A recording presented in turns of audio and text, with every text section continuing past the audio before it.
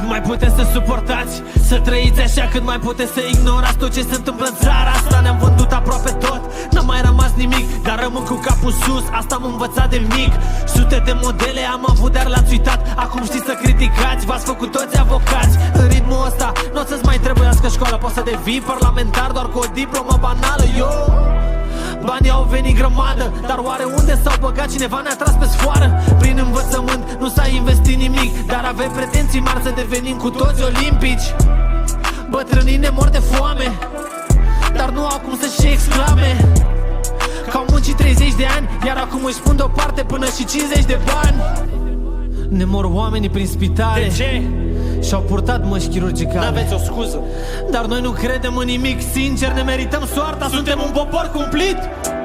Trezește-te, România, lasă în urmă dușmănia. Trebuie să fim uniți.